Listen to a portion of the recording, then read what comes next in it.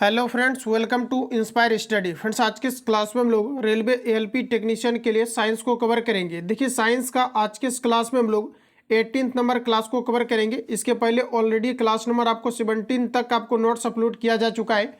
अगर आप नए छात्र हैं तो प्लेलिस्ट जा करके आप लोग सारे क्लास को अटेम्प्ट लेंगे। जो भी छात्र हमारे टेलीग्राम चैनल के साथ ऐड नहीं है, वीडियो के डिस्क्रिप्शन बॉक्स में टेलीग्राम का लिंक डाला गया है, तो टेलीग्राम को आप ज्वाइन करेंगे। वहाँ पर कंप्लीटली आपको रिवीजन पीडीएफ आपको प्रोवाइड किया जाता है, जिससे कि आप बेहतर इंप्रूवमेंट कर पाएंगे। तो आइए आज की इस क्लास को कंटिन्यू करते हैं और क्लास नंबर 18 को हम लोग कवर करेंगे। जो भी छात्र नए हैं, आप सभी लोगों को जितने भी ऑलरेडी क्लास आपका प्रोवाइड किया गया है उसको कंप्लीटली आपको डाल दिया गया है टेलीग्राम पर। आपको इसके अलावा इसका टेलीग्राम के अलावा आपको वीडियो के डिस्क्रिप्शन बॉक्स में प्लेलिस्ट का लिंक डाला हुआ है, तो प्लेलिस्ट जाकर के आप लोग सारे क्लास को लगाएंगे। तो आइए क्लास को कंटिन्यू करते हैं। देखिए, आज एक हम लोग जो है महत्वपूर्ण से सेशन को कवर करने वाले हैं, जिसमें आपका सिर्फ और सिर्फ आपका सिलेक्टिव क्वेश्चन आपको डाला गया है। देखिए, आज का फर्स्ट क्वेश्चन कहा जा रहा है कि जब प्रकाश की किरण दो माध्यमों को अलग करने वाली सतह पर लंबवत पड़ती है तो इसके बारे में आपको बताना है। तो आपका राइट आंसर हो जाएगा बिना मुड़े सीधे निकल जाती है। तो सी ऑप्शन आपका यहाँ पर राइट हो जाएगा। चलिए नेक्स्ट क्वेश्चन हम लोग देखते हैं। कहा जा रहा है समतल दर्पण द्वारा बना प्रतिबिंब होता है वास्तविक काल्पनिक दोनों, इनमें से कोई नहीं। साथियों, समतल दर्पण द्वारा बना प्रतिबिंब ये हमेशा आपके काल्पनिक होता है, तो ऑप्शन आपका बी करेक्ट हो जाएगा। और ये आपके पार्श्विक उल्टा होता है। किसी दर्पण द्वारा किसी वस्तु का वास्तविक प्रतिबिंब मिल सकता है, तो किस दर्पण द्वारा किसी वस्तु का वास्तविक प्रतिबिंब मिल सकता है, तो ऑप्शन आपका यहाँ पर बी करेक्ट हो जाएगा। ये आपके अवतल दर्पण है, जिससे कि वास्तविक और काल्पनिक दोनों प्रकार के प्रतिबिंब क्रिएट होते हैं। तो बी ऑप्शन आपका करेक्ट हो जाएगा। केवल अगर काल्पनिक प्रतिबिंब की बात करेंगे तो ये आपका फ्रेंड्स हो जाएगा उत्तल दर्पण। तो ये सभी पॉइंट आपको याद रखना है, बी ऑप्शन आपका करेक्ट है। अगला क्वेश्चन है किस दर्पण द्वारा किसी वस्तु का आभासी प्रतिबिंब प्राप्त किया जा सकता है, तो ये आपका केवल है उत्तल दर्पण, जिससे कि हमेशा ये आपके काल्पनिक प्रतिबिंब बनते हैं। तो ऑप्शन के अकॉर्डिंग हमारा राइट आंसर हो जाएगा उत्तल दर्पण। तो सी ऑप्शन अगर आपने दिया है बिल्कुल आपका करेक्ट हो जाएगा। लाइट चैप्टर को इसमें इंक्लूड किया गया है मैक्सिमम क्वेश्चन। तो लाइट चैप्टर से क्योंकि क्वेश्चन आपके ज़्यादा आपके पूछे जाते हैं और इलेक्ट्रिसिटी से, तो लाइट चैप्टर को अभी तक आपको कवर नहीं कराए गए थे। तो लाइट चैप्टर का जो भी अपडेटेड नोट्स है इसको हम लोग देख रहे हैं। इसका कंप्लीटली आपको न्यूमेरिकल भी कराए जाएंगे। और आस एजुकेशन सेंटर का जो कंप्लीटली यानी एसके झा संस्थान का जो आपका लेटेस्ट अभी अपडेटेड आपका नोट्स था, इसको कंप्लीटली आपको प्रोवाइड किया जा चुका है। अगर आप नए छात्र हैं तो इसके बारे में हम आगे आपको बता देंगे कैसे आपको सारे नोट्स को निकलवा करके कंप्लीटली आपको रिवीजन करना है, जिससे कि साइंस में आप बेहतर इंप्रूवमेंट आप कर पाएंगे, क्योंकि साइंस का वेटेज काफ़ी ज़्यादा है, जो कि एक डिसाइडिंग आपका फैक्टर है। अगला क्वेश्चन कहा जा रहा है किसी वस्तु का छोटा तथा आभासी प्रतिबिंब किस दर्पण में बन सकता है, तो ये देखिए दोस्तों, आपका यहाँ पर जो है उत्तल दर्पण नहीं होगा, यहाँ पर आपका अवतल दर्पण होगा। क्योंकि अवतल दर्पण द्वारा बना प्रतिबिंब ये काल्पनिक और छोटा तब होते हैं जब वस्तु को दर्पण के ध्रुव और फोकस के बीच रखी जाती है। तो यहाँ पर देखिए आपका राइट आंसर क्या होगा। तो प्रश्न में हमारा कहा जा रहा है किसी वस्तु द्वारा छोटा तथा आभासी प्रतिबिंब किस दर्पण में बन सकता है। सॉरी फ्रेंड्स, यहाँ पर आपका अवतल नहीं होगा, यहाँ पर आपका राइट आंसर हो जाएगा उत्तल दर्पण। अवतल की बात करेंगे तो जब किसी वस्तु को फोकस और पोल के बीच रखा जाता है, यानी कि आपका एक आपका छोटा सा आपका दर्पण है और यहाँ पर आपका पी है और यहाँ पर आपका एफ है, यहाँ पर आपका वक्रता केंद्र है। जब पोल और आपके फोकस के बीच किसी वस्तु को रखा जाता है तो इसमें आपका काल्पनिक प्रतिबिंब बनता है, लेकिन वस्तु से अपेक्षाकृत बड़ा बनता है। लेकिन उत्तल दर्पण एकमात्र दर्पण है जिसमें आपके छोटा और काल्पनिक बनता है। तो डी ऑप्शन आपका करेक्ट हो जाएगा। अगला क्वेश्चन है कि कहाँ पर स्थित वस्तु का प्रतिबिंब अवतल दर्पण के फोकस पर बनता है। तो देखिए, आपको डायग्राम आप बना सकते हैं। यहाँ पर आपका राइट आंसर हो जाएगा डी, अनंत पर रखे वस्तु का प्रतिबिंब फोकस पर बनता है। गोलीय दर्पण द्वारा बने प्रतिबिंब का आवर्धन m ऋणात्मक है। इसका अर्थ है कि प्रतिबिंब, आवर्तन का मतलब ही होता है मैग्नीफाइंग, और देखिए ऋणात्मक ये बताता है कि उल्टा है। तो डी ऑप्शन आपका यहाँ पर राइट हो जाएगा। चलिए, क्लियर है आप सभी लोगों का। अगला क्वेश्चन नेक्स्ट हमारा देखिए, कहा जा रहा है एक प्रकाश किरण समतल दर्पण पर लंबवत आपतित होती है। पूछा जा रहा है कि परावर्तन कोण का मान क्या होगा।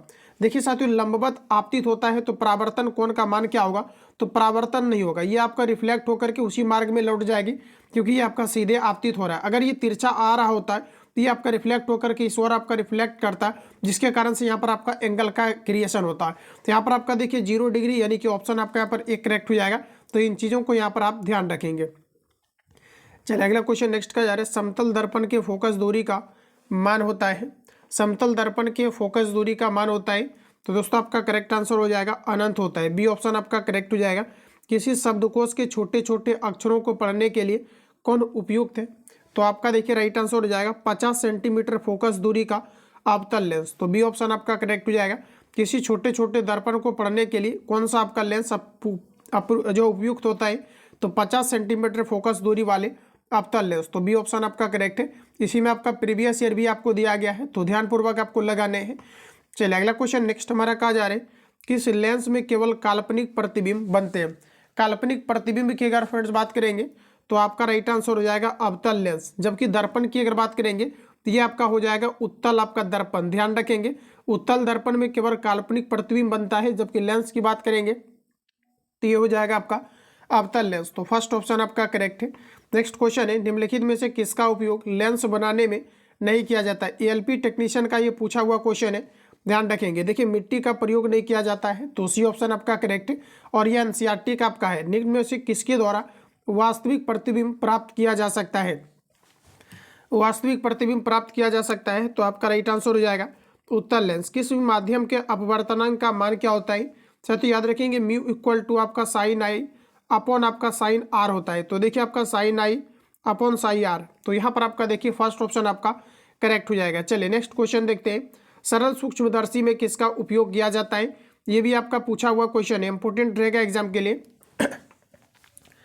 सरल सूक्ष्मदर्शी में किसका प्रयोग किया जाता है, तो देखिए आपका राइट आंसर हो जाएगा उत्तल लेंस का प्रयोग किया जाता है। तो आपका पहला ऑप्शन आपका राइट हो जाएगा। चलिए नेक्स्ट क्वेश्चन हमारा कहा जा रहा है कि सघन माध्यम से विरल माध्यम में प्रवेश करने पर आपतन कोण तथा परावर्तन कोण अपवर्तन कोण में क्या संबंध है। चलिए आंसर लगाइए दोस्तों आप लोग, राइट आंसर क्या होगा। तो देखिए ऑप्शन आपका यहाँ पर राइट आंसर हो जाएगा अपवर्तन कोण बड़ा होता है। ऑप्शन आपका यहाँ पर सी राइट हो जाएगा। चलिए नेक्स्ट क्वेश्चन की ओर चलते हैं, मानव नेत्र में किस प्रकार का लेंस पाया जाता है।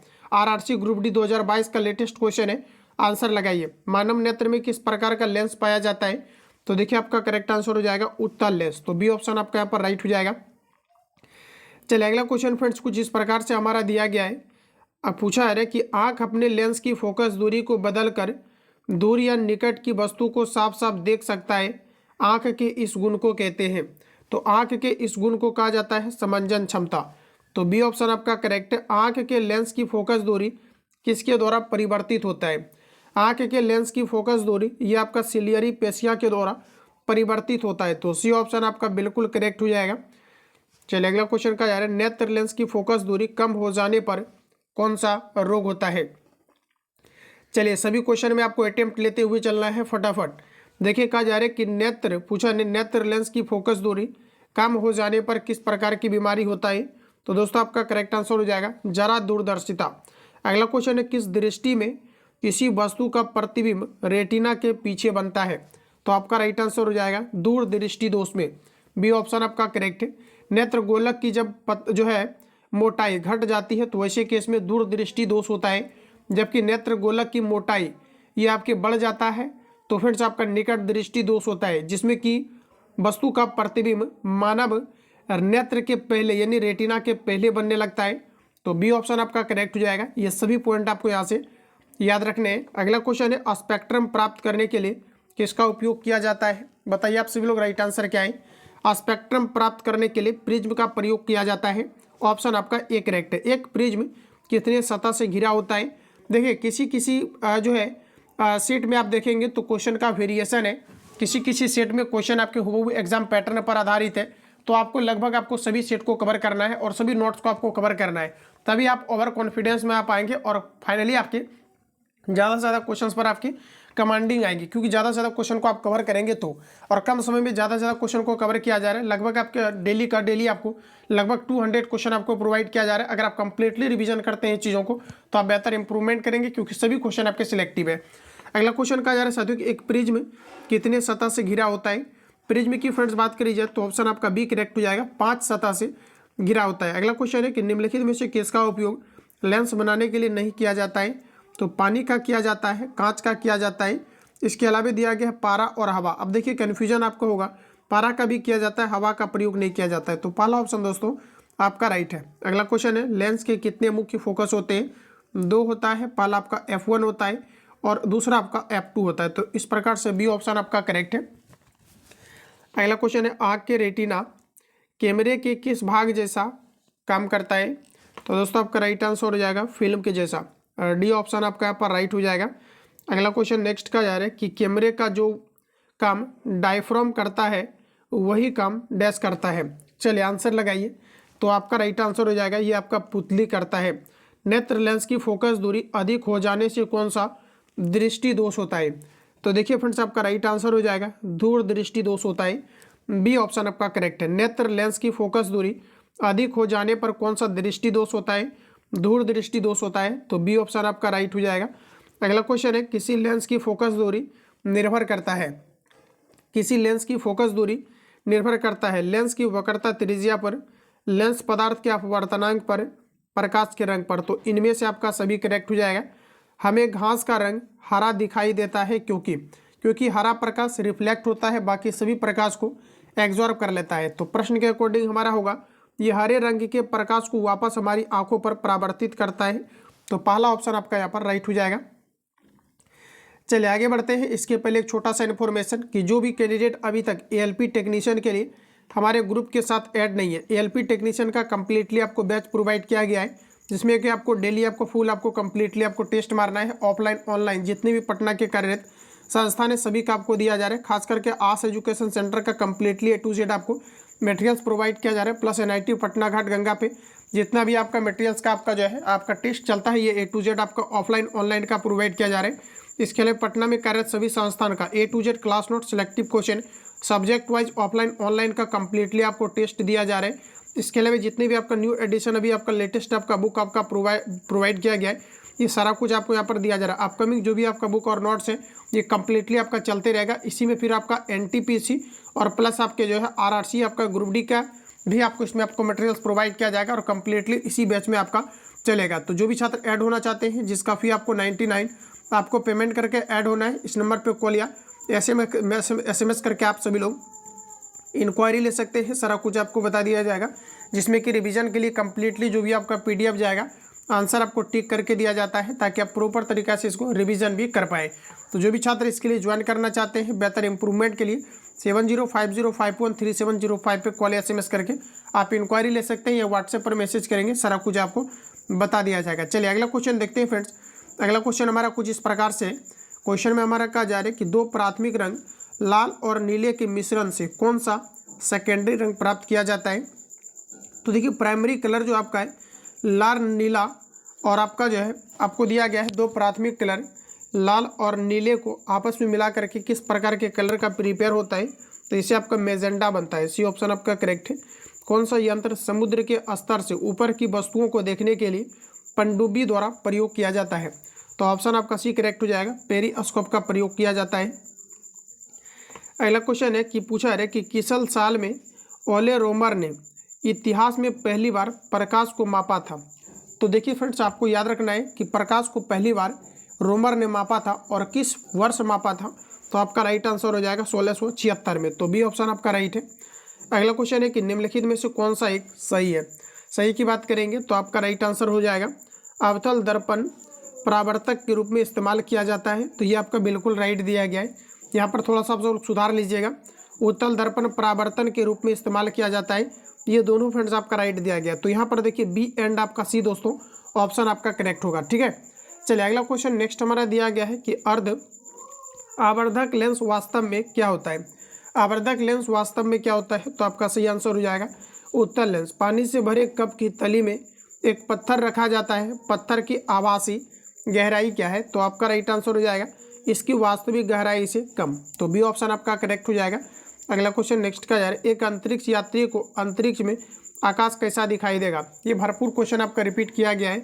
ये आपका काला दिखाई देगा। तो डी ऑप्शन आपका करेक्ट है। रिवील करने की कोई आवश्यकता ही नहीं है, इससे आपको मैंने ज़्यादा ही कॉन्सेप्ट में आपको सारी चीज़ें क्लियर करा दिया है। क्योंकि दोस्तों अंतरिक्ष में वायुमंडल नहीं होता है, जिसके कारण रिफ्लेक्शन ऑफ लाइट की घटनाएं नहीं होती है, जिस कारण से आकाश जो है कैसा दिखाई देगा? तो काला। तो डी ऑप्शन आपका करेक्ट है। पहला स्टेटमेंट है खतरे का सिग्नल लाल रंग का बनाया जाता है, बिल्कुल राइट है। लाल रंग का परिकिरण सबसे कम होता है, तो बिल्कुल आपका दोस्तों दोनों स्टेटमेंट यहाँ पर आपका राइट दिया गया है। तो ऑप्शन आपका ए करेक्ट हो जाएगा। ए आर दोनों सही है, आर ए की सही व्याख्या करता है, तो फर्स्ट ऑप्शन आपका करेक्ट हो जाएगा। चलिए अगला क्वेश्चन नेक्स्ट का जा रहा है कि बरसात के दिन जल पर छोटी तैलीय परतों में चमकीले रंग दिखाई देते हैं, इसका मुख्य रीजन क्या है? तो आपका देखिए करेक्ट आंसर हो जाएगा परिक्षेपण। तरल लाल वास्तविक गहराई से कम गहरा दिखाई देता है, इसका मुख्य कारण है अपवर्तन। तो ये ऑप्शन आपका करेक्ट हो जाएगा। चलिए थोड़ा फास्ट खींचते हैं फ्रेंड्स। एक तालाब के किनारे एक मछुआरा मछली को भाले से मारने की कोशिश करता है, तदनुसार उसे निशाना कैसे लगाना चाहिए, ये आपको वहाँ पर पूछा रहे।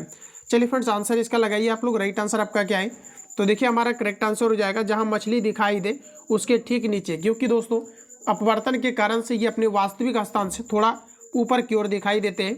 अगला है कि फोटोन किसकी मूलभूत मात्रा है या यूनिट है? तो देखिए आपका राइट आंसर हो जाएगा प्रकाश का। अगला क्वेश्चन है कि विकिरण की कण प्रकृति की पुष्टि किससे की जाती है? तो देखिए आपका राइट आंसर हो जाएगा प्रकाश विद्युत प्रभाव। तो ऑप्शन आपका बी करेक्ट है। दोस्तों यहाँ से कई सारे क्वेश्चन आपका पूछा जाता है। अगर इस नोट्स के अंतर्गत आप लगभग 200 क्वेश्चन को अगर आप कवर कर लेते हैं समय दे करके, तो आप यकीनन मानिए कि आपके 4 से 5 क्वेश्चन या 3 से 4 क्वेश्चन आपके इसी टॉपिक से क्वेश्चन आपके एग्जाम में पूछे जाते हैं। प्लस आपके न्यूमेरिकल भी लाइट चैप्टर से ही आपके पूछे जाते हैं निश्चित रूप से, और आपके इलेक्ट्रिसिटी से, जिसमें कि आपका दर्पण वगैरह टोटल आ जाते हैं लाइट चैप्टर के अंतर्गत। तो यहाँ से आपके निश्चित रूप से आपका पूछा जाता है। तो 200 लगभग क्वेश्चन को हम कवर कराएंगे, इसी से आपके संभवतः आपके आ जाएंगे। अगला क्वेश्चन है, कहा जा रहा है कि प्रेस मायोपिया दृष्टि का एक अपवर्तक दोष है, जो पूछा रहे कि इनमें से किस कारण से होता है, ये आपको पर पूछा रहे।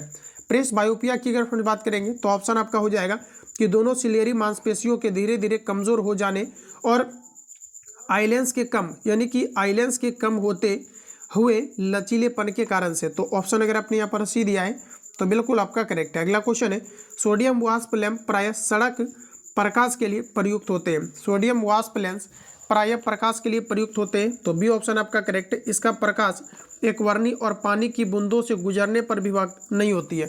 तो बी ऑप्शन आपका यहाँ पर राइट हो जाएगा। अगला क्वेश्चन है कि निम्नलिखित, इस क्लास में हम लोग टोटल 100 क्वेश्चन को कवर करेंगे। नेक्स्ट जो क्लास आएगा उसमें 100 क्वेश्चन आपको पुनः कवर करा दिया जाएगा।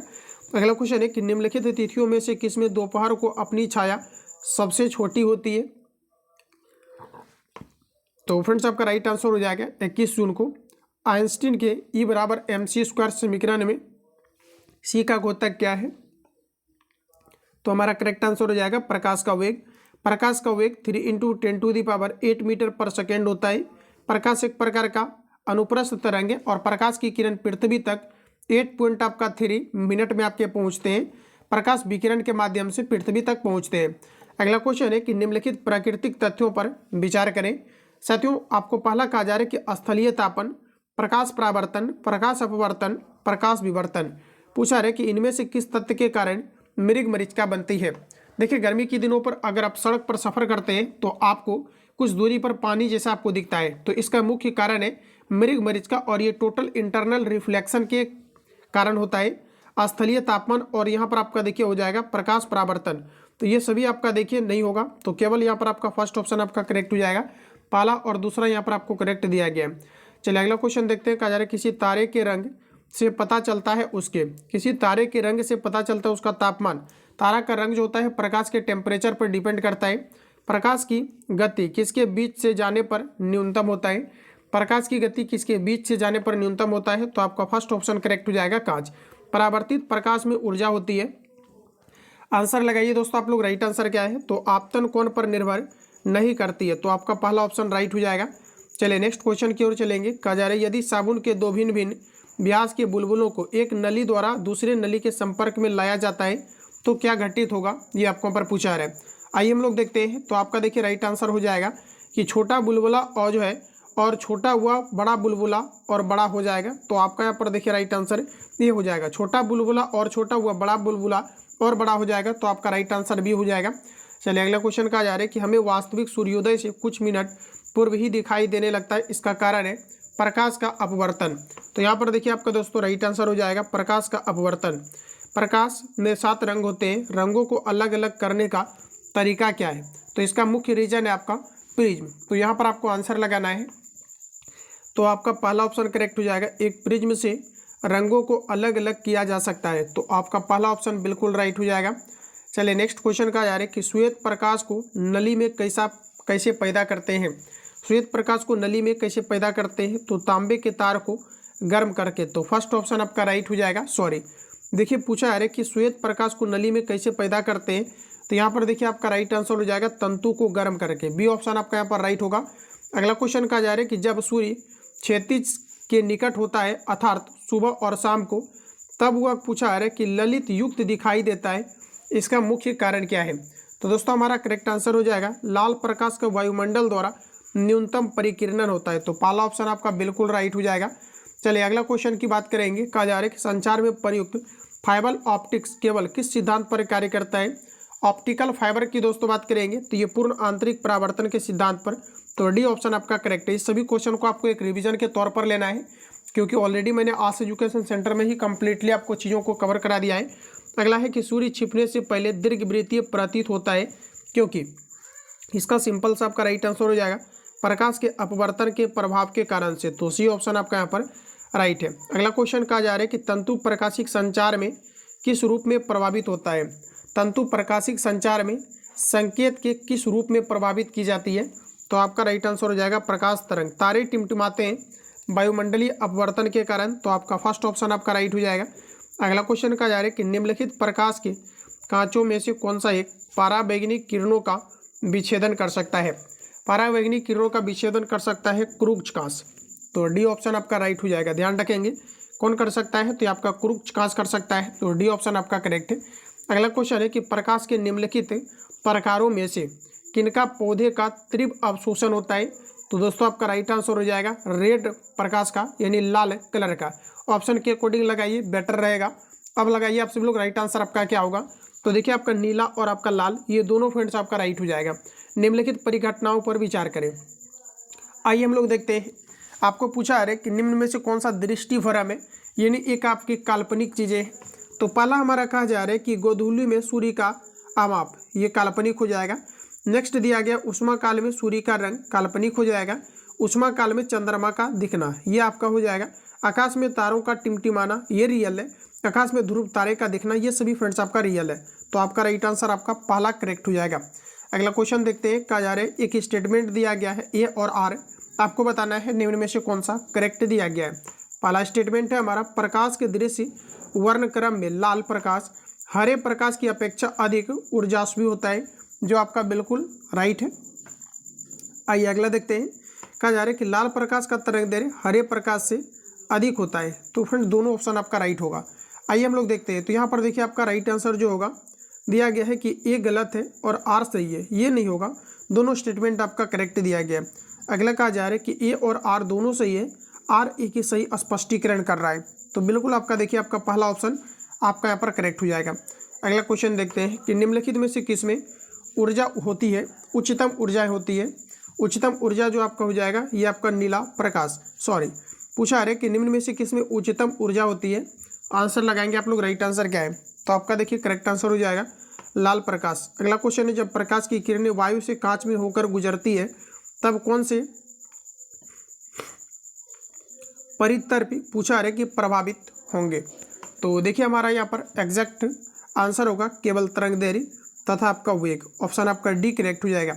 चलिए अगला क्वेश्चन पर चलेंगे। कहा जा रहा है कि जब एक व्यक्ति तीव्र प्रकाश क्षेत्र से अंधेरे में प्रवेश करता है तो उसे कुछ समय के लिए स्पष्ट दिखाई नहीं देता है, बाद में धीरे धीरे चीज़ें दिखाई देने लगती है।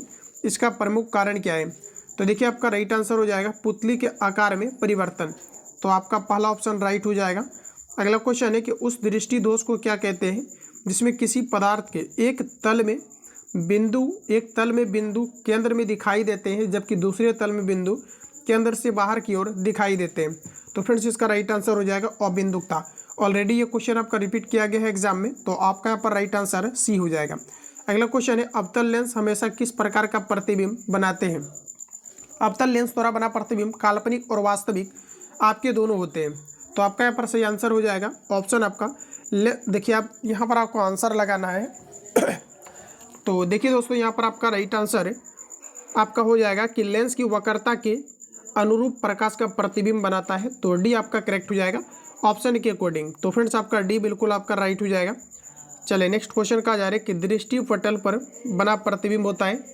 दृष्टि पटल पर बना प्रतिबिंब होता है वस्तु से छोटा लेकिन आपके उल्टा होते हैं। तो डी ऑप्शन आपका करेक्ट हो जाएगा। चलिए कई बार डायरेक्ट पूछा जाता है कि नेत्र रेटिना पर बना प्रतिबिंब होता है तो वस्तु से छोटा और उल्टा होता है। तो डी ऑप्शन आपका यहाँ पर सही है। चलिए अगला क्वेश्चन देखते हैं। अगला क्वेश्चन हमारा कहा जा रहा है कि आंख के किस भाग द्वारा आंख में प्रवेश करने वाले प्रकाश की मात्रा नियंत्रित करती है।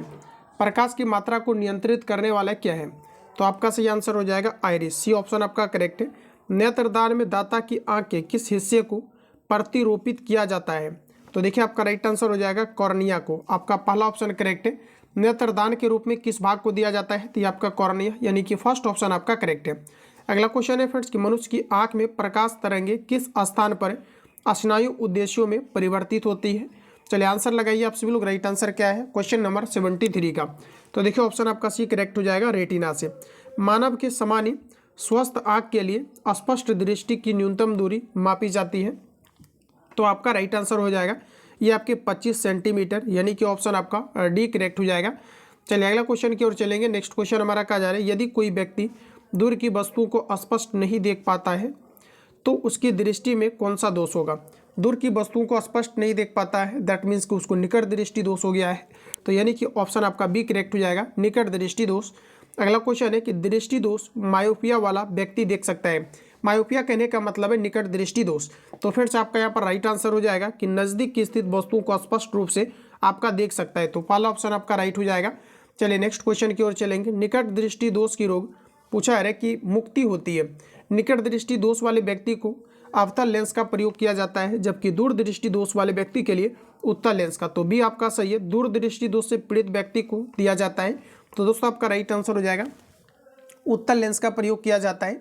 तो प्रश्न के अकॉर्डिंग हमारा राइट आंसर होगा निकट की वस्तुएं देख नहीं सकती है, इसे हम लोग कहते हैं दूर दृष्टि दोष। तो बी ऑप्शन आपका यहाँ पर करेक्ट हो जाएगा। चलिए अगला क्वेश्चन हमारा कुछ इस प्रकार से है, दूर दृष्टि दोष से पीड़ित व्यक्ति के चश्मे में कौन सा लेंस का प्रयोग किया जाता है? तो आपका राइट आंसर हो जाएगा उत्तल लेंस। पहला ऑप्शन आपका यहाँ पर राइट है। अगला क्वेश्चन कहा जा रहा है कि बुढ़ापे में दूर दृष्टि व खराबी होती है जिसमें लेंस, बुढ़ापे के बारे में बताना है। तो हमारा देखिए सटीक आंसर यहाँ पर रहेगा आपका अपारदर्शी हो जाता है। तो सी ऑप्शन आपका राइट हो जाएगा, यानी बुढ़ापे में व्यक्ति की जो लेंस होता है ये आपके अपारदर्शी हो जाता है, जिसके कारण से धुंधला दिखाई पड़ता है। तो आपका ऑप्शन सी करेक्ट हो जाएगा। अगला क्वेश्चन कहा जा रहा है कि वर्धनता को किस लेंस से ठीक किया जा सकता है? देखिए फ्रेंड्स, एक कलर ब्लाइंडनेस होता है, ये जेनेटिकली एक पीढ़ी से दूसरे पीढ़ी में स्थानांतरित होते हैं और ये जेनेटिकली एक बीमारी है। तो वर्धनता को किस लेंस के द्वारा ठीक किया जा सकता है? तो आपका डी करेक्ट हो जाएगा, इनमें से कोई नहीं। अगला क्वेश्चन है कि जरा दूर दृष्टि यानी कि दोष के उपचार के लिए प्रयोग किया जाता है, जरा दूर दृष्टि दोष के लिए प्रयोग किया जाता है। तो आपका राइट आंसर हो जाएगा बायोफोकल लेंस का। तो डी ऑप्शन आपका यहाँ पर सही है। अगला क्वेश्चन हमारा कहा जा रहा है कि मानव नेत्र एक कैमरे के समान है, अतः इनमें एक लेंस नेत्र पूछा है। नेत्र लेंस क्या है ये आपको पर पूछा है। इसमें आपके उत्तल लेंस होते हैं। प्रश्न के अकॉर्डिंग हमारा जो सही आंसर होगा ऑप्शन आपका सी करेक्ट होगा, दृष्टि पटल पर पिंड का प्रतिलोमित वास्तविक प्रतिबिंब होता है। तो सी ऑप्शन आपका दोस्तों करेक्ट हो जाएगा। अगला क्वेश्चन कहा जा रहा है सूची 1 को सूची 2 के साथ आपको सुमेलित करना है। आंसर लगाइए आप सभी लोग। राइट आंसर आपका क्या है? तो देखिए ऑप्शन आपके सामने आ चुका है। पहला कहा जा रहा है निकट दृष्टि दोष, तो इसके लिए अवतल लेंस का प्रयोग किया जाएगा। तो ये आपका चला जाएगा 4 के साथ। अगला कहा जा रहा है दूर दृष्टि दोष, तो इसके लिए हमारा हो जाएगा उत्तल लेंस, यानी कि 4-1 केवल आपका जो है ऑप्शन आपको डी में दिखा है। तो डी ही आप डायरेक्टली हिट कर सकते हैं। जरा दूर दृष्टि की अगर अपन बात करेंगे तो इसमें आपका प्रयोग किया जाता है आपके द्विफोकल लेंस का और औद्बिंदुकता के लिए आपके बेलनाकार का। तो इस प्रकार से डी आपका यहाँ पर राइट होगा। चलिए अगला क्वेश्चन नेक्स्ट का जा रहा है कि चश्मा प्रयुक्त करने वाले व्यक्तियों को सूक्ष्मदर्शी का प्रयोग किस प्रकार करने चाहिए? सूक्ष्मदर्शी का प्रयोग करने चाहिए, उन्हें चश्मा पहने रहना चाहिए। ऑप्शन यहाँ पर अगर आपने बी को दिया है तो बिल्कुल आपका करेक्ट हो जाएगा। अगला क्वेश्चन देखते हैं कि निम्नलिखित में से कौन सा कथन औसत्य दिया गया है? आप सभी ऑप्शन को पढ़िए। पहला है कि निकट दृष्टि दोष में अवतल लेंस का दिया जाता है, बिल्कुल करेक्ट है। दूर दृष्टि दोष के लिए उत्तल लेंस, बिल्कुल करेक्ट दिया गया है।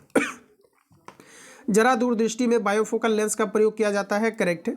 और बिंदुकता उपचार हेतु बायोफोकल लेंस का चश्मा में दिया जाता है, बिल्कुल आपका गलत है। इसमें आपका बेलनाकार का दिया जाता है। तो डी ऑप्शन आपका फ्रेंड्स राइट है। अगला है कि दूर दृष्टि दोष के निवारण के लिए काम में लेते हैं, तो आपका राइट आंसर हो जाएगा इसमें आपका उत्तल लेंस का प्रयोग किया जाता है। मायोपिया से तात्पर्य क्या है ये आपको पर पूछा रहा है। क्वेश्चन नंबर 88 का राइट आंसर हो जाएगा इसमें आपका निकट दृष्टि दोष। तो बी ऑप्शन आपका बिल्कुल करेक्ट हो जाएगा। अगला क्वेश्चन की बात करेंगे तो हाइपरमेट्रोपिया का अर्थ क्या है ये आपको पूछा रहा है। देखिए हाइपरमेट्रोपिया की अगर बात करेंगे तो आपका राइट आंसर हो जाएगा दूर दृष्टि दोष। अगला है कि एक आदमी 10 सेंटीमीटर से अधिक दूर की वस्तुओं को स्पष्ट नहीं देख पाता है, वह किस दोष से पीड़ित है ये आपको वहाँ पर बताना है। तो आपका राइट आंसर हो जाएगा मायोपिया, यानी कि वह निकट दृष्टि दोष से पीड़ित है। तो सी ऑप्शन आपका यहाँ पर राइट हो जाएगा। अगला क्वेश्चन देखते हैं, एक मनुष्य 1 मीटर से कम की वस्तु को स्पष्ट नहीं देख पाता है तो वह व्यक्ति किस दोष से पीड़ित होगा। यहाँ पर अगर थोड़ा सा कॉन्सेप्ट लगाएंगे तो आपका दूरदृष्टि हो जाएगा, क्योंकि फ्रेंड्स आपको ऑलरेडी पता है कि 25 सेंटीमीटर ये आपका न्यूनतम दृष्टि की स्पष्ट दर्शन की आपकी दूरी होता है। तो 1 मीटर में आपका कितना हो जाएगा 100 सेंटीमीटर, तो ये आपका ज़्यादा हो गया, इसलिए हमारा राइट आंसर हो जाएगा दूरदृष्टि दोष। अगला क्वेश्चन कहा जा रहा है कि ल्यूमेन एकक है, प्रीवियस ईयर में अंधाधुन इसको रिपीट किया गया है, आप ध्यान रखेंगे। आपका करेक्ट आंसर हो जाएगा ये ज्योति फ्लक्स का यूनिट जो होता है ये आपका ल्यूमेन है। अगला क्वेश्चन है कि दूरबीन क्या है, यानी टेलीस्कोप, जिसका खोज गैलीलियो के द्वारा किया गया था। बताइए आप सभी लोग राइट आंसर क्या है, दूरबीन क्या है, टेलीस्कोप क्या है। तो आपका राइट आंसर हो जाएगा कि दूर को वस्तुओं को देखी जा सकती है दूरबीन से। घड़ी साज के बारीक पुर्जों को देखने के लिए किसका प्रयोग किया जाता है। तो इसमें आपका प्रयोग किया जाता है मुख्य रूप से आपका आवर्धक लेंस का, ऑप्शन आपका बी करेक्ट है। नेक्स्ट क्वेश्चन है कि जीव विज्ञान की प्रयोगशाला में सूक्ष्म कोशिकाओं या जीवों को आवर्धित प्रतिबिंब देखने के लिए किसका प्रयोग किया जाता है। तो दोस्तों आपका राइट आंसर हो जाएगा इसमें संयुक्त सूक्ष्मदर्शी का, कंपाउंड माइक्रोस्कोप का प्रयोग किया जाता है। अगला क्वेश्चन है कि दूर की वस्तुओं को निरीक्षण करने के लिए किस प्रकाशिक यंत्र का प्रयोग किया जाता है। दूर की वस्तुओं के निरीक्षण के लिए किस प्रकार के प्रकाशिक यंत्र का प्रयोग किया जाता है। देखिए लाइट चैप्टर से अगर क्वेश्चन आएगा तो इससे क्वेश्चन आपका पूछा जाएगा लेंस से रिलेटेड, आप ध्यान रखेंगे इन चीज़ों को। यहाँ पर देखिए आपका करेक्ट आंसर हो जाएगा दूरदर्शी का, तो डी ऑप्शन आपका बिल्कुल राइट हो जाएगा। अगला क्वेश्चन कहा जा रहा है कि दूरबीन का आविष्कार किसने किया था।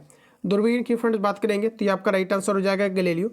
अवतल लेंस में प्रयुक्त होता है सुधार हेतु, अवतल लेंस में प्रयुक्त होता है सुधार हेतु मोतियाबिंद, दीर्घ दृष्टि, निकट दृष्टि, दूर दृष्टि। आंसर लगाइए। तो आपका देखिए सटीक आंसर हो जाएगा निकट दृष्टि दोष के लिए अवतल लेंस का प्रयोग किया जाता है। प्रकाश के छोटे छोटे कणों से मिलकर बना है जिसे कहा जाता है। तो देखिए इनका जो खोज है ये आपका किसने किया था। तो फ्रेंड्स याद रखेंगे ये जो है आपका किया था मैक्सवेल ने, ध्यान रखेंगे। तो यहाँ पर देखिए आपका राइट आंसर की बात करेंगे तो ये आपका सही आंसर ऑप्शन आपका डी करेक्ट हो जाएगा। अगला क्वेश्चन कहा जा रहा है कि प्रकाश तरंग किस प्रकार की तरंग है। मैंने आपको बता दिया है एक प्रकार का अनुप्रस्थ तरंग है, तो आपका राइट ये हो जाएगा। प्रकाश का तरंग सिद्धांत किसके द्वारा प्रतिस्थापित किया गया था। कई बार आपके रिपीट हुए हैं क्वेश्चन, प्रकाश का तरंग सिद्धांत किसके द्वारा प्रतिस्थापित हुए हैं। तो ऑप्शन आपका बी करेक्ट हो जाएगा, हाइगेंस के द्वारा। चलिए अगला क्वेश्चन देखते हैं। कहा जा रहा है कि निम्नलिखित में से किस परिघटना या निर्णय लेने में सहायक होती है कि प्रकाश एक अनुप्रस्थ तरंग है। प्रकाश एक प्रकार का अनुप्रस्थ तरंग है।